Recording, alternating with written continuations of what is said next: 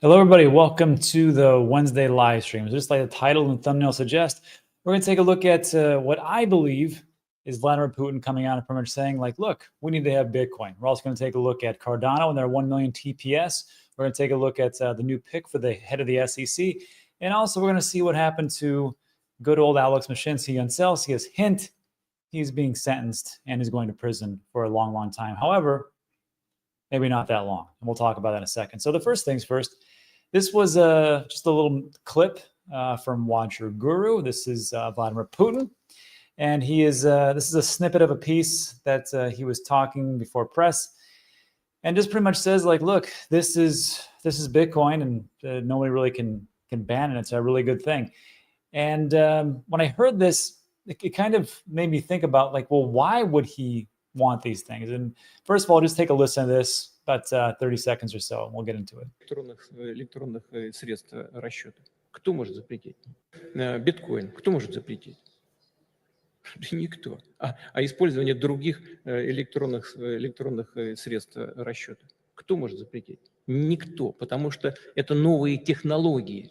И чего бы ни было, чего бы ни происходило с долларом, эти инструменты. Okay, great. I don't speak Russian. I'm going to guess most of you don't speak Russian either. So let me just paraphrase for Vladimir here.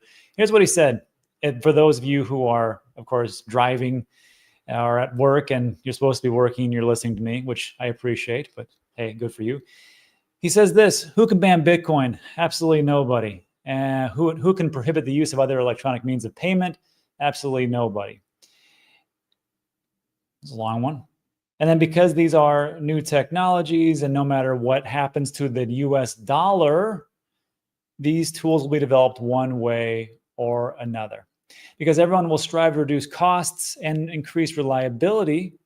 That's pretty much what he says. So you think about it like this, like, why would Vladimir Putin come out and say that? Because that's not really it's not a really strong position for his currency. Well, I mean, look, if you've been sanctioned by the United States forever, and you're trying to work your way around that, and that's why you've joined BRICS, and you've kind of trying to get out of the system that sanctions you and puts freezes on, the oligarchs' accounts, which you are closely related to. Maybe you might want to get into Bitcoin and use that to make payments cross borders and to buy simple things like, warheads, weapons of whatever destruction that is going on, military.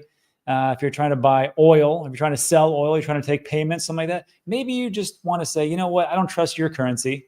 I don't trust the yuan. I don't trust the renminbi. I don't trust the euro. I don't trust any of this stuff because I'm Russia. But I trust Bitcoin because no one can ban it. No one can change it.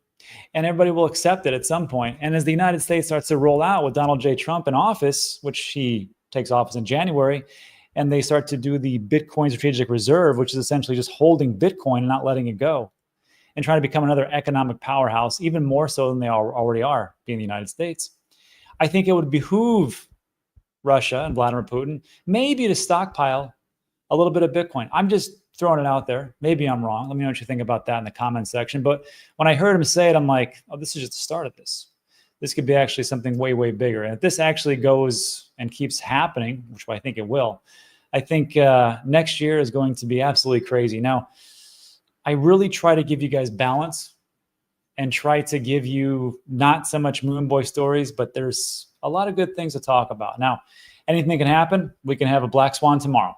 Someone could launch a nuclear missile. Some kind of pandemic come out. I don't know.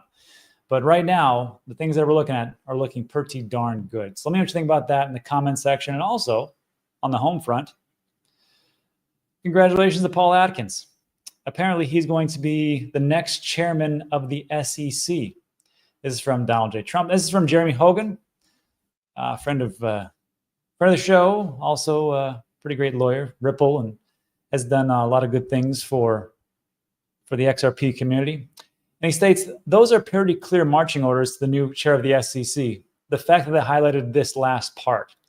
And what he said here is, this is Donald J. Trump. He says, Paul is a proven leader for common sense regulations. He believes in the promise of robust, innovative capital markets that are responsive to the needs of investors and that provided capital to make our economy the best in the world.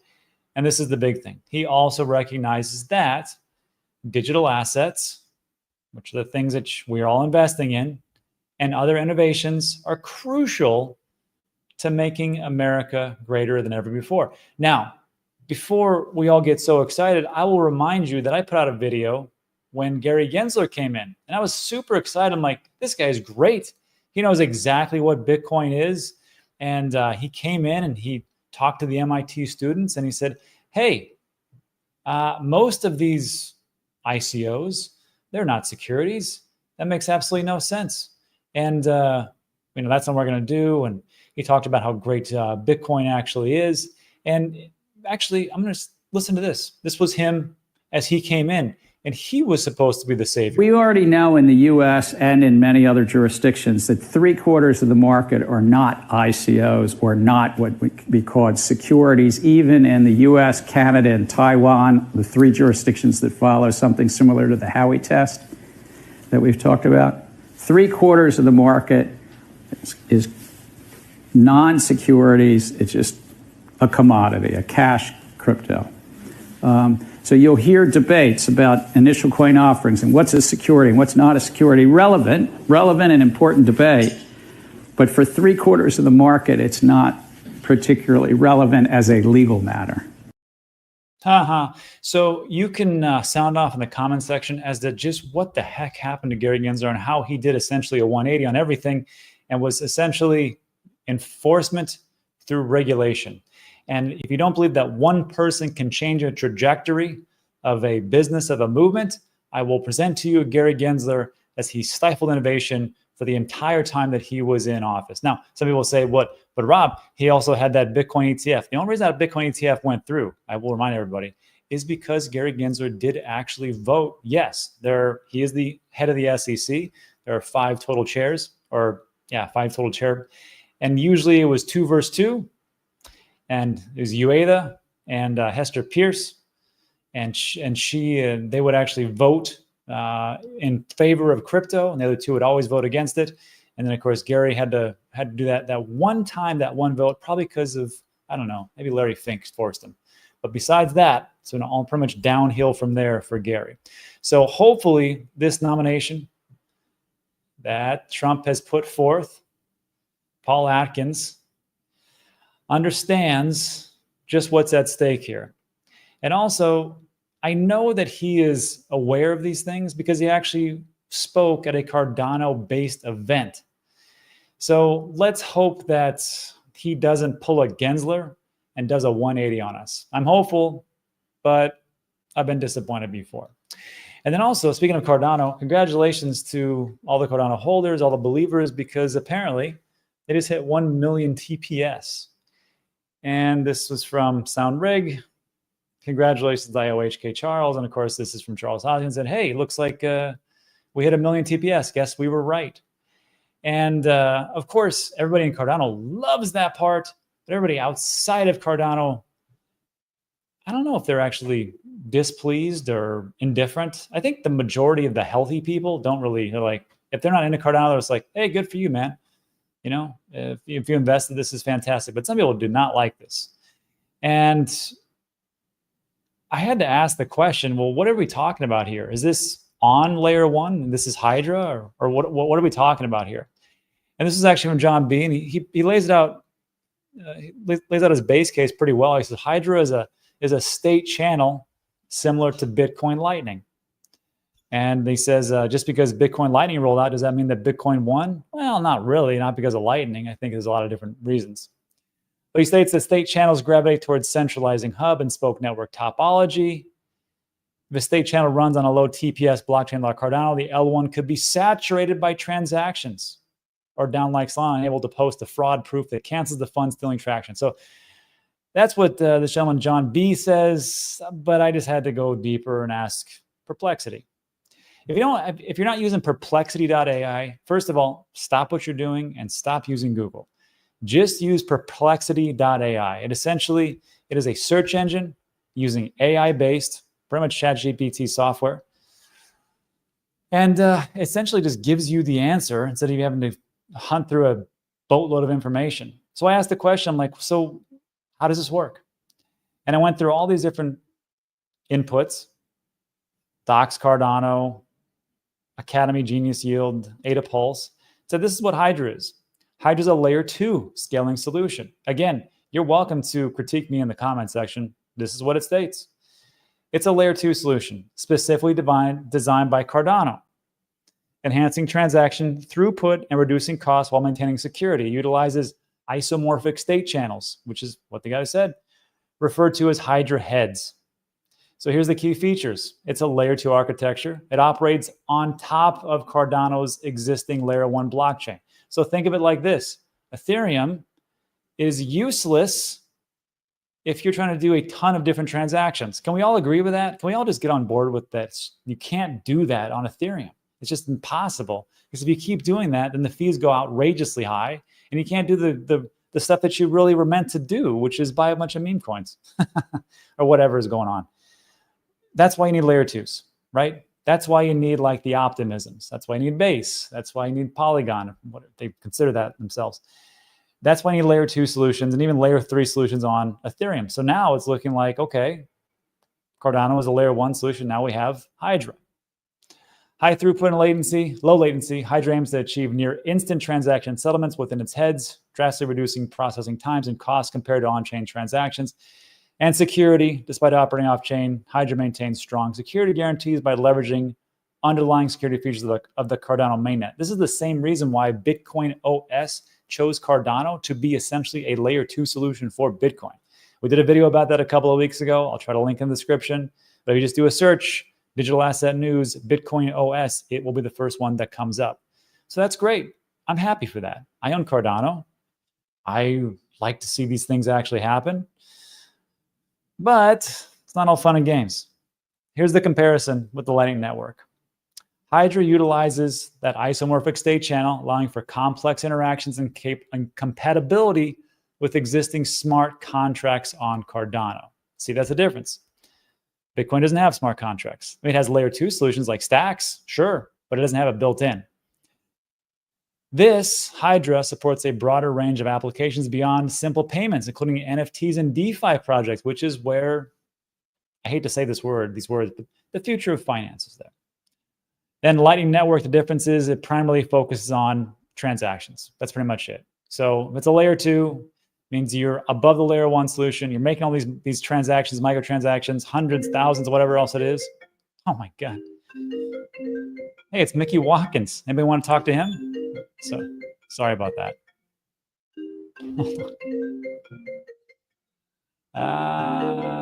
Mickey. I was supposed to talk to Mickey today and I missed it. Anyhow, sorry about that.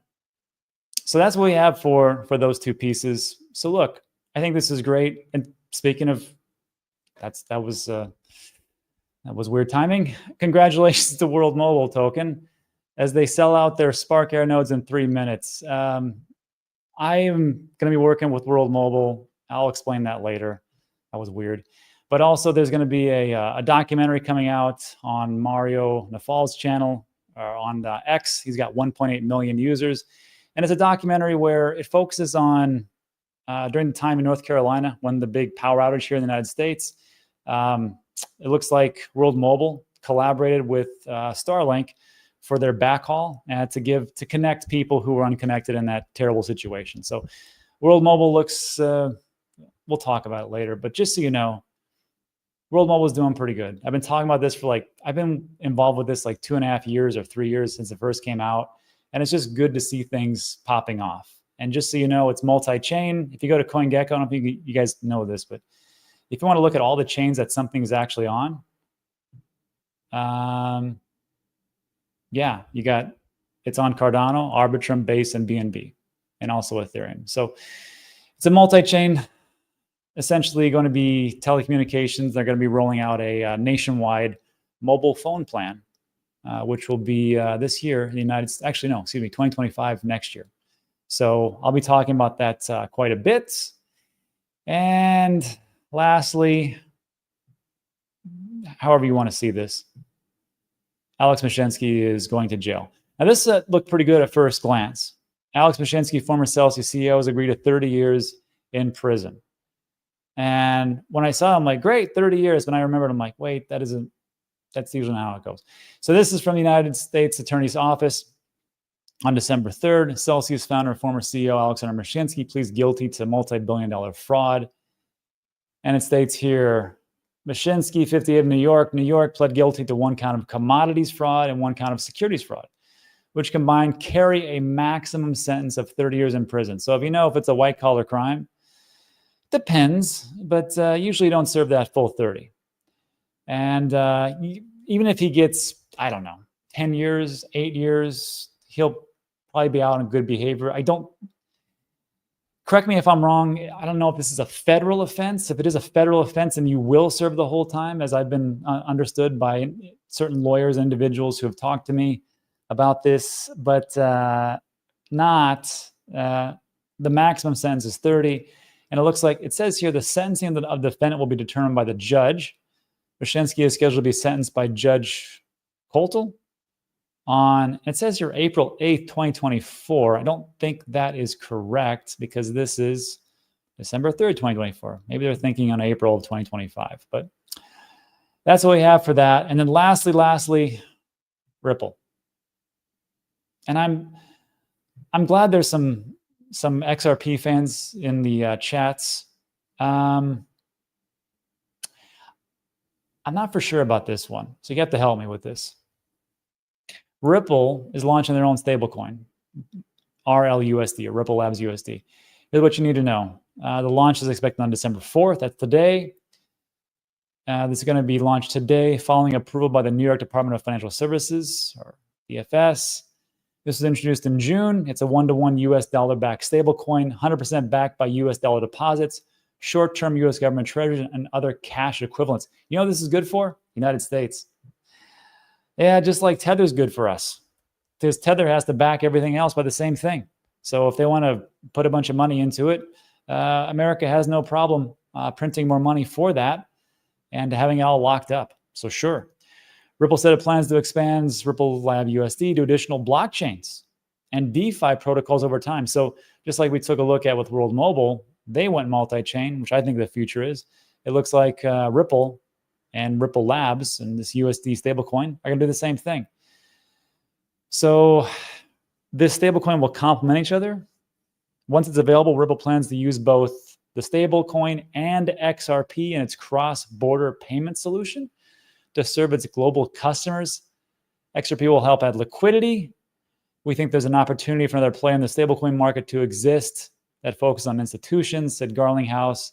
And he also mentioned that Ripple used USDC in its payment flows. They minted 20% of Circle's USD coin. So I'm just curious for everybody who's big into XRP and Ripple. Like, I can understand, I mean, the whole stablecoin that's backed 1-to-1. Sure, sounds good. But as far as like cross-border payments and on-demand liquidity, which they were talking about quite some time ago, and I know they have partners all across the globe.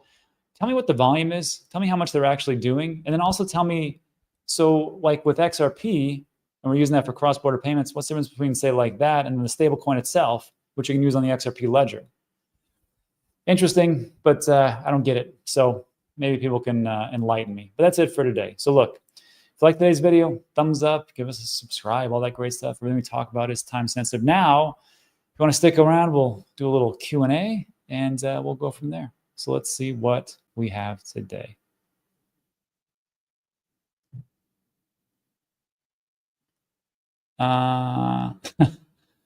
Echo says, Rob, what do you think? We do our own research. That's good.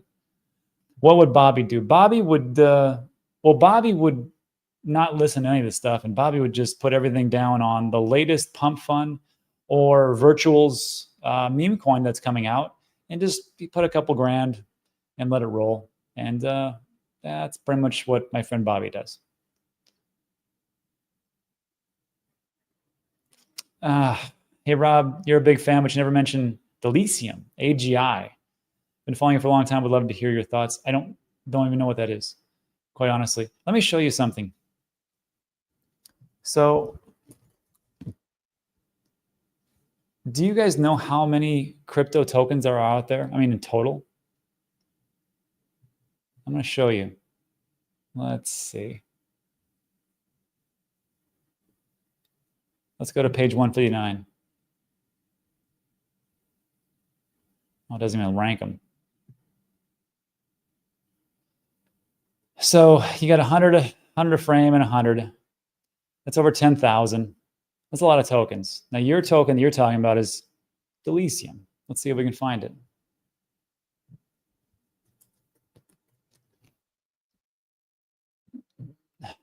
Okay. So Delicium is ranked almost in the 300s. It's ranked number 299. It's up 15%. That's great. It's had some pretty tumultuous time frame. It started at, I guess it got released at 30 cents, and now it's at 25 cents. And it looks like an AI play. We can take a look at the website. But yeah, like, let's go back here. Let's go to categories. Categories. All right.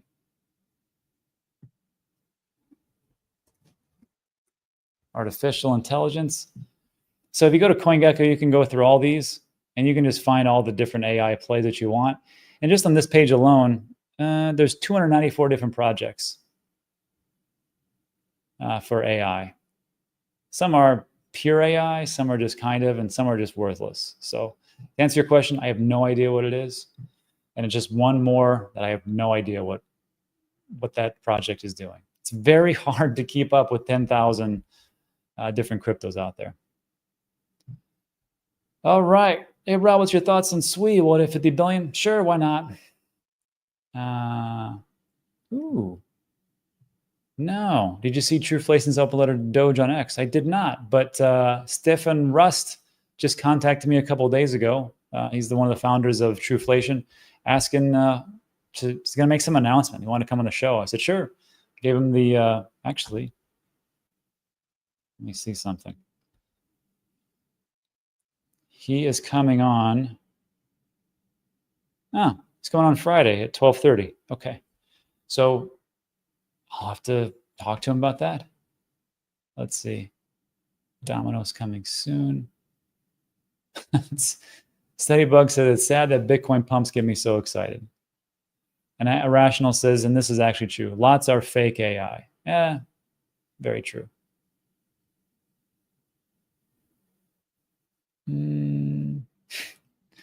Frosty Fuses, Rob, do you think Tomato Coin will hit the $1 trillion market cap? If we just get that sponsorship from Olive Garden, I think we can nail it. Rob, will quantitative easing start this month? Well, let's take a look. First of all, on December 18th, you know that the Fed's going to raise rates, right? They're going to drop, or excuse me, raise rates. They're going to cut rates by 25 basis points. That's pretty much an assurance. One second. Can you just jump in this pool? Okay, I'll jump out. There we are. I want to lose the microphone. So at some point, you know, we're going to have to start printing and printing like crazy, and we'll see. But if you go to here, let's take a look at the M2 money supply.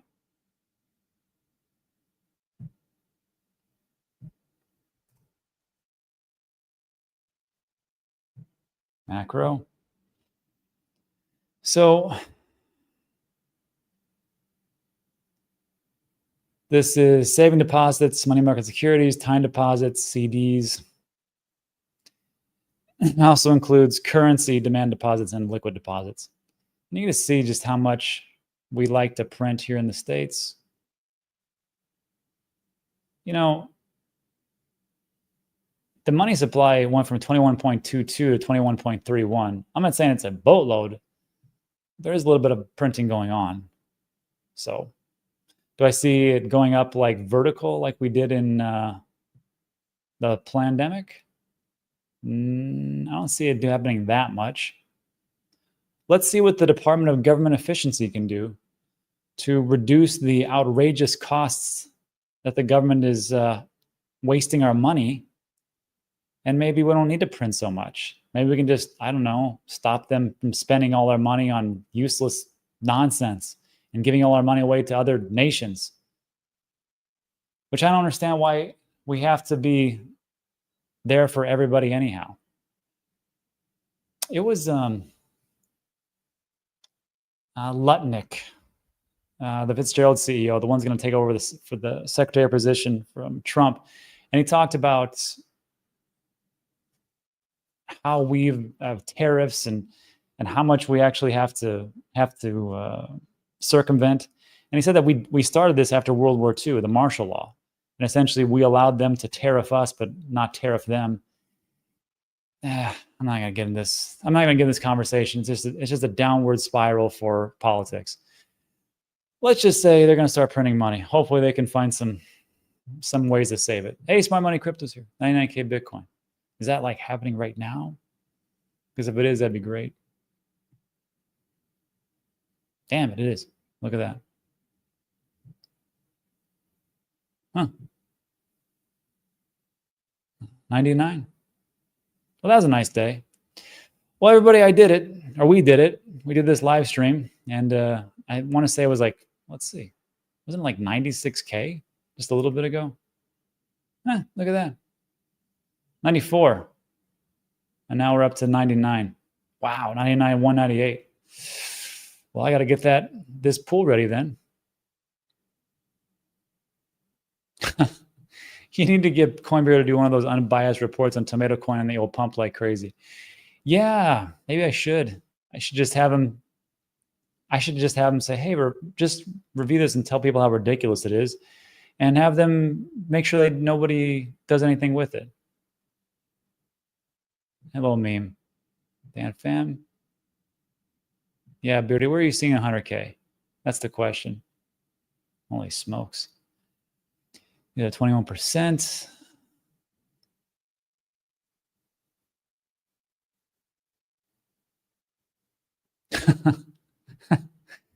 Beardy says 100K draws in the noobs, of course.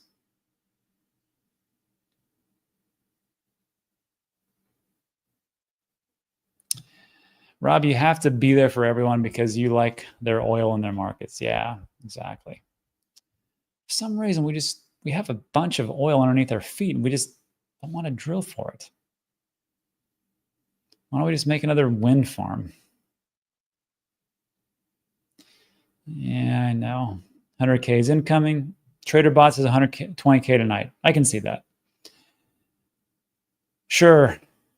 Tonight, or like tonight 2025 tonight, maybe. Banana hammock coin. No dip in the pool until it's 100K. And it has to be on CoinMarketCap and CoinGecko. I'm not going to say, oh, over at Tomato Finance, they listed Bitcoin 100K. It doesn't count. Crypto says Gary voted yes in the ETF when he had finally accumulated enough Bitcoin to retire. Oh, speaking of Guy and Coinbureau, I forgot to say, tomorrow we have the NFA live show over on Guy's channel on Coinbureau. So me, Guy, and Ben, and it's going to be a good one. I know there's one question he's going to ask, which is about alts and how deep the alt season is going to go. That should be a good, interesting dichotomy of opinions, that's for sure. Cryptomus, are you still planning on staking Cosmos long? I've been doing well. I think I staked some a while ago on my ledger. It's probably still there.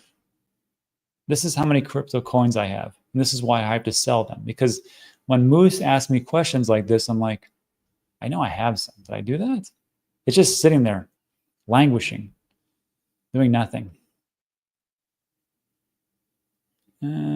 EO's time to shine, maybe. Also, can you please repost the roof cherry link in a few months? I don't see it on top of the description anymore. Yeah, actually, let's do that right now.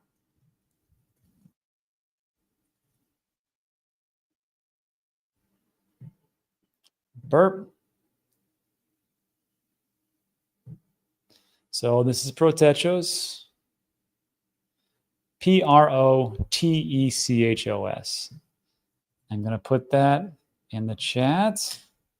So you guys want to donate so people don't have the roof collapse on their heads because they're too poor to fix their own roofs, which is pretty sad. So if you go to donation, or Donya, I guess, click on cryptocurrency. Oh, that's not right. Click on endowment. And donate now. Click on crypto digital assets. Huh, that's pretty good. And central exchanges. And of course, what do you want to donate? Do you want to donate ETH, wrap Bitcoin, USDC? I want it. Oh, how about Solana? Sure. How about Cardano? Sure. How about that one? XRP? XRP. So you can, whatever you want, go from there. It's funny though, because like every single person here watching this video, I know you all have crypto, but as I understand it, is that no one really donates in crypto. I think everybody's holding on to it. I'm just going to guess.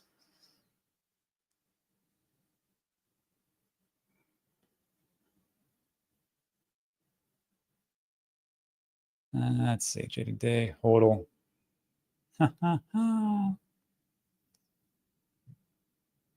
You know, I should answer that call with Mickey. That'd been fun to have him on the show right now and just talk. But it was for another thing. I was asking for some airdrop tokens actually. I was like, hey Mickey, I want to do an airdrop. I want you to give me some World Mobile tokens. And he's like, okay, well, how much? Now I gotta ask. I'm not used to your voice at 1x speed. Let's go 100K. Yeah.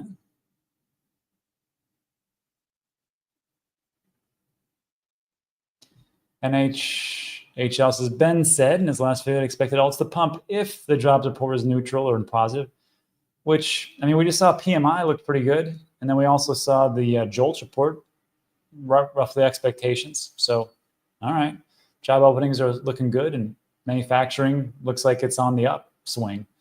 So in that situation, sure. But is anybody that mad if like their alts, because I guarantee you, I can't guarantee anything. I'm going to guess that a lot of your alts that you guys own probably pumped a lot. And that's from everybody who was in like Hedera and XRP and all the crazy, or the old school cryptos that were like big in like, say, 2017. And then I know everybody else's stuff, all this new cryptos that came out, that also pumped. So it's like everything's pumped. And I think as far as a market cap, I want to say we're almost at $2.7 trillion. Is that true? So is anybody mad if the alts and Bitcoin pumps? Oh yeah, well, look at that. 3.7, almost 3.8 trillion. Wow, we might hit 4.8 trillion today. Wow, look at that price. Huh. Well, might be diving in the pool today. That'd be pretty good.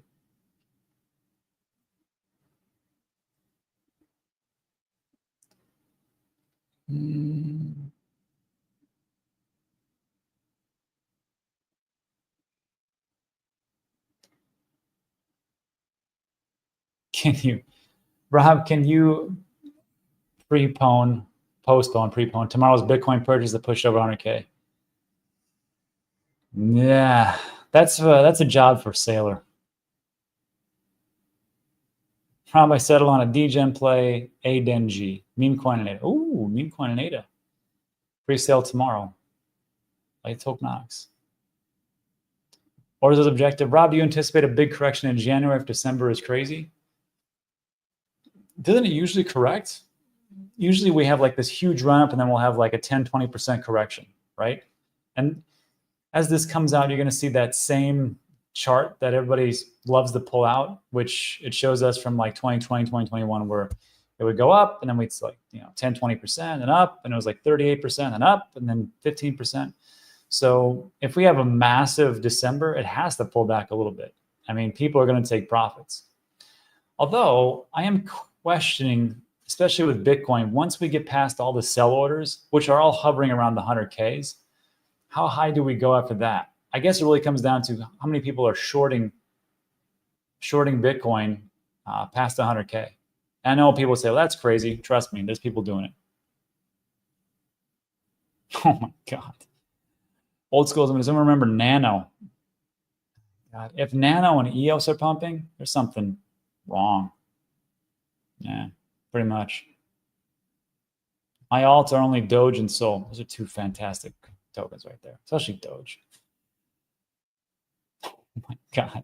I finally sold my Chili's. Ah, yeah. Chili's was this great project that was, it was sports themed or sports team oriented, where you could have like a decentralized autonomous organization or a DAO, and you could plug into these really world-class footballer teams or cricket teams, and they would, you know, you could vote on all the different things that you could do with the team, what kind of jerseys they would wear, what the price of their tickets were, and everything else. It was an interesting theory, and we'll see. We'll see if it works out. John, can you finally buy a real pool, Rob? No, but I can buy a much better green screen. Shams, Rob, how do we become mods? Shams, just keep asking, and once I see you a couple of times, I'll just throw a wrench.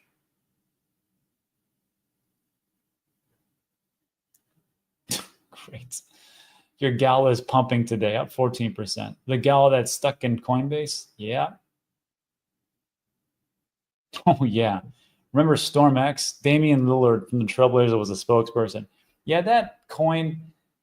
And then what sucks about crypto is that they always have like some kind of convergence or some kind of split or some kind of like there's a fork. They're like, oh, we're going to do this new token. And if you don't do this in a certain amount of time, well, sorry, then you're out. So all the tokens that people bought become irrelevant and they get locked and you can't do anything with it. And StormX just did something kind of like that not too long ago. I sold all that stuff. I'm like, I'm not going to play this game anymore.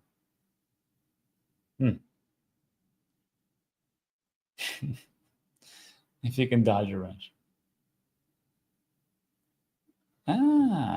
Everyone's talking about ICP, and that is the most universal crypto with great potential to pump. What do you think about it? Everything will pump. And if you think that, you know, watch the guys over at Sin City Crypto, David and Robin. They're the ones that talk mostly about it. They're big believers in that stuff. I own some, so.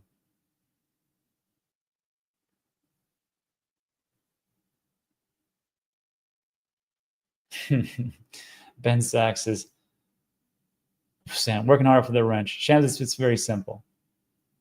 Ben, God dang it. Ben Sachs, $30 VGX coming this time. Voyager. What could have been. You know, at least Voyager had like a real use case.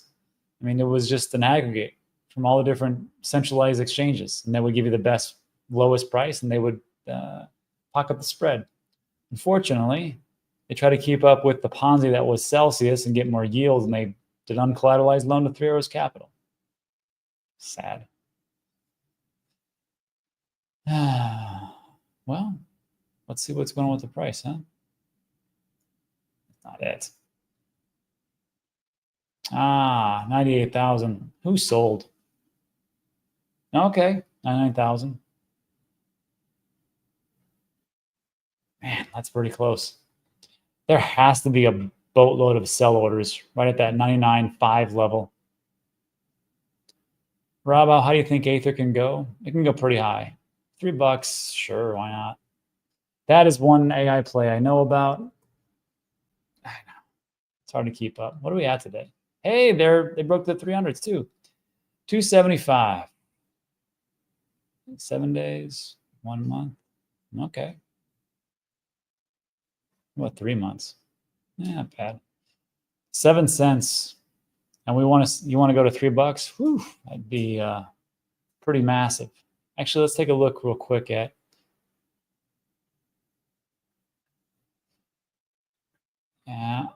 be careful. We talked about this in the deep dive, total supply and max supply. Half of that, though, is tied up for the duration for all the stakers and the delegates. So there's that. Maybe $1. Sure. Sure, why not? Shorts examining, they're front running 100K. I can see that. Sham says, have we heard anything? Sham, have we heard anything back from the parties wanting to partner with the airdrop? Yeah, well, I'm pretty sure Mickey's going to do it. So you probably guys go get some World Mobile token. And See if Sneck wants to be a part of it, if Hosky or somebody, maybe Cornucopia's guys will come in.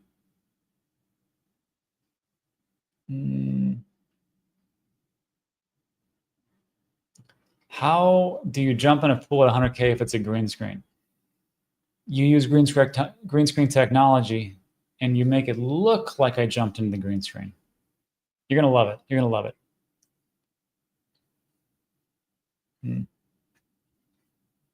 Christmas with Dan. Yeah, it's crazy. My last cycle boomer coins are mostly in profit. And you know, it's a funny thing because like we talk about how, you know, usually you get like one cycle to kind of prove yourself. And if you don't, you're kind of like, oh, you're just old news.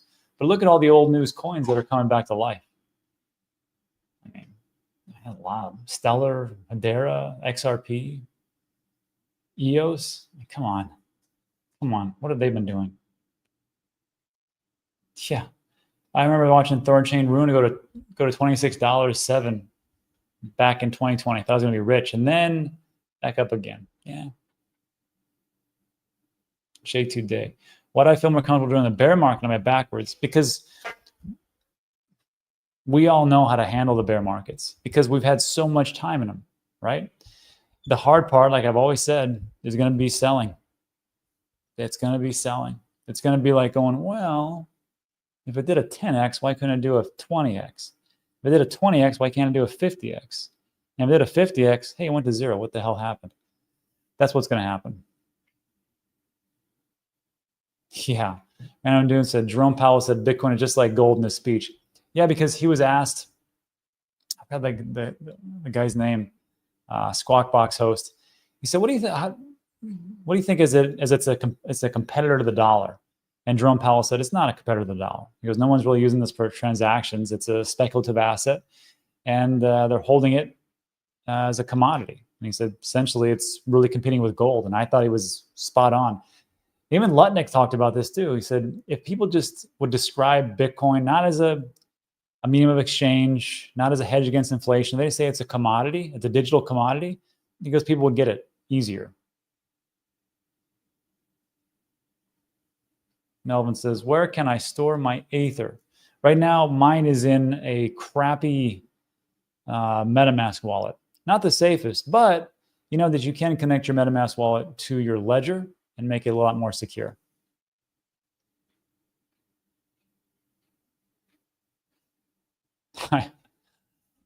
Dan's fool. I would be very disappointed if Dan doesn't jump in me with Bitcoin at 1 million. Yeah, it's inevitable. It's inevitable. Aether's on Tangent. Oh, it's good to know. I didn't know that. It's hard to keep up with Tangent. They're always doing so many things. They're always adding so many things. Good for them. Or this is Rob, do you think the Pi cycle top will flash or only go to 0.9? You know, it's a funny thing. Like Ben did a great job on this, on the video about the Pi cycle top and how much it actually overran not overextended, but went above the base of that 111-day moving average, crossing over that 350-day moving average times 2. And he said, you know, if you plot a line, he said, you know,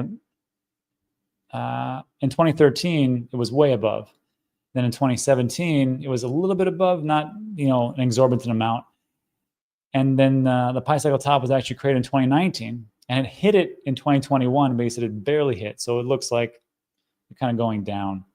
So he said, well, you know, the Pi cycle top might not actually hit all the way to the very top. And like, this is what Orzos is talking about. Maybe it goes to 0.9 instead of 1.0 to the very point.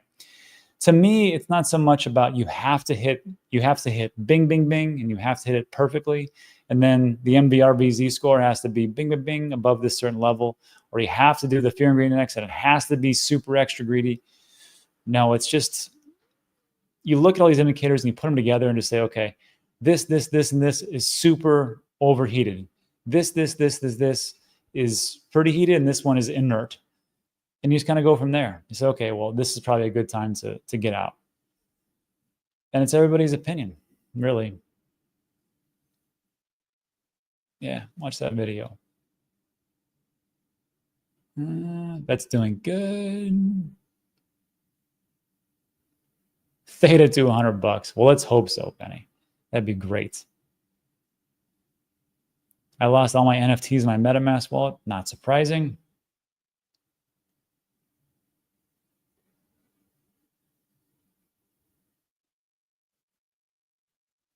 Yeah, Crypto Keeper says, this is all part of the plan. Every nation tied to the UN is adopting crypto. Biggest question is, will it be programmed fairly for the public and end user? Well, I mean, as far as like that part, I mean, when you want to do things as far as like changing the entire code, you need consensus for all the, I mean, the Bitcoin core developers can only do so much. They can't say, hey, you know, we're going to, I mean, I guess you can. This is what Bitcoin Cash did. He said, hey, you know, these blocks are too small. We want to increase the block size. Okay, well, you got a fork. Well, we got a fork. Now it's a whole new thing.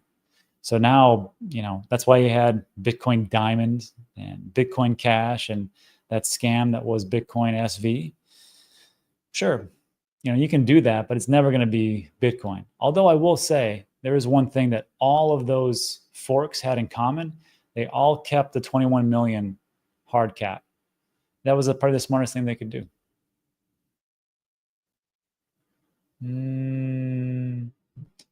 Technical top 107, 122.20. We'll see.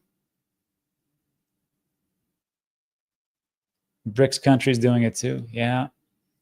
I think that's the big play. I think the country's getting in. If that's, then it's all bets are off. Can you imagine nation states coming in and going, hey, can we get some of that sweet Bitcoin OTC? Like, sorry, we ran out.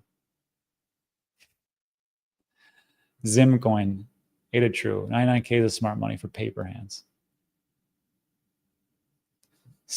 Bag says, after you leave, are you returning in 2026? Maybe.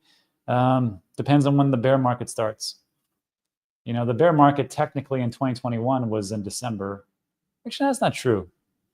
I think if you're looking at,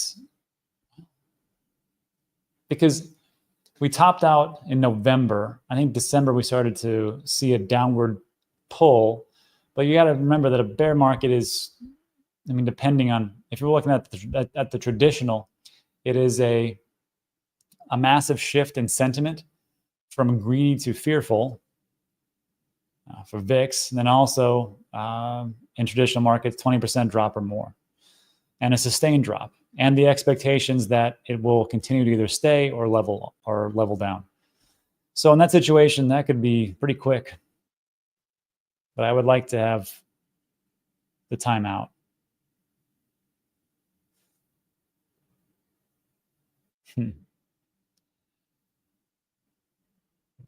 What do you think realistically the price of Cardano until the end of the year? I think Cardano will be somewhere between 10 cents and $7.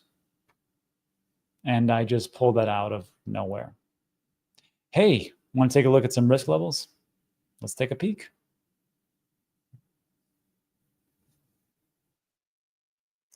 Dash, this, that. Let's see who's risky. Cardano 0.67. No, it's pretty close. At the risk levels, and remember these change. Right now you're at $1.19. As the risk level goes up, 0.8 is $2. Wow, 0.875 is the previous all-time high. But at 0.9 is 350, 389, 430, 550 to be the top out of this cycle. But again, it can fluctuate. Where's the XRP risk? It's probably one of the highest. It should be one of the highest. Yeah. So XRP risk is at 0.815. One more thing, and we'll get out of here. And maybe a top out at $5. That'd be pretty good. I was going to do this piece today, but it's just too much. I just said I was going to save it for later. But, you know, if you look at conviction, like time in the market is more important than timing the market. That's, I think we know it's great if we can, you know, somewhat kind of guesstimate where the market is and trying to get out. Because at some point, you're going to have to like time the market a little bit and go, hey, you know, Bitcoin's at $1 million and the money printer is firing up and all these different nation states are here and it looks to be an exhaustion. Maybe I should take some profits. Maybe you want to time it a little bit like that. I don't know. But like with this one, I ran this from Ben's website, the DCA simulation. And when you sign up, this part's free, just so you know. If you want to sign up and just use this, it's pretty fun.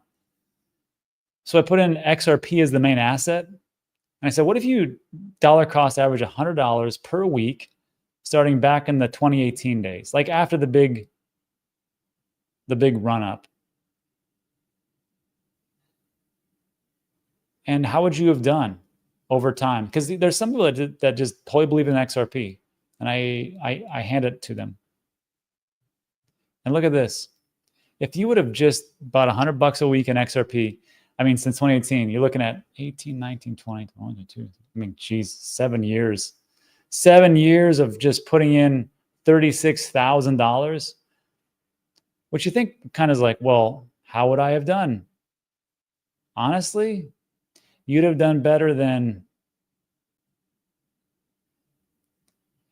you would have just done a little less worse than putting $100 a week in Bitcoin. If you had done the same thing, $100 a week since 2018, you would have the valuation of Bitcoin of $260,000. But you would have had right now the valuation of XRP at $237,000. You would have beaten Stacks, $174,000, and AVAX, $70,000. Now you wouldn't have beaten Shiba Inu and Dogecoin, which I remind you are both meme coins. So don't fade those.